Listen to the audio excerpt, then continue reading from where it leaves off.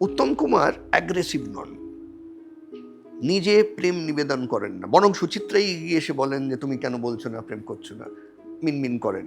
Space যেটা MT, যেখানে কেউ নেই, শুধু উত্তম আর সুচিত্রা, এই পরিসর এই প্রাইভেসি যেখানে অন্য কেউ ঢুকতে পারবে না। 1956 থেকে উত্তম সুচিত্রার ছবি নিয়ে বিস্তৃত আলোচনা চলছে। দৈনিক বসুমতী, রূপমঞ্চর মতো পত্রিকা, মাঝে মাঝে যুগান্তর, নানা রকম গালি গালাজ নিন্দে এই ছবিগুলো নিয়ে হচ্ছে। আচ্ছা, তাই? এবং ছবিগুলো হিট করছে। ইন্টারেস্টিং বিষয় হচ্ছে, আপনি ভালো করে লক্ষ্য করলে দেখবেন উত্তম সুচিত্রার ছবিতে কখনো বিবাহ কংক্রিটলি দেখানোই হয়, মানে যেটাকে বলে প্রেম ইরোটিসিজমের is based on touch.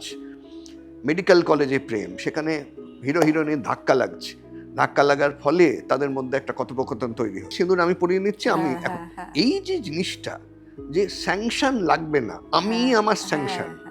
Uttam সুচিত্রার bold erotic scene বা বেড সিন যাকে বলা যায়, ঘুম থেকে তুলে মদ খাওয়াচ্ছেন সুচিত্রাকে, অন্তরঙ্গ দৃশ্য অতগুলো আছে, বিকিনি পরে সুচিত্রা বিচে রয়েছেন। সুচিত্রা সেনের আমার ধারণা মনে হয়েছিল যে এটাই ওনার সিম্বলিক স্ট্যাটাস, এটাকে যদি উনি ভেঙে দেন তাহলে বোধহয় উনি আর সাকসেসফুল হবেন না। উত্তম কুমার ঠিক উল্টোটা বুঝতে পেরেছিলেন, যে আমি যেই মুহূর্তেই একদম পাশের বাড়ির সাধারণ যুবক থেকে একদম লম্পট জমিদার হয়ে যাব, আমি যদি এটাকে একবার ওই দিকে নিয়ে যেতে পারি এবং the demand for this aggressive masculine figure, একে যদি আমি রিপ্রেজেন্ট করতে পারি, তাহলে আমি আবার স্টার হয়ে যাব।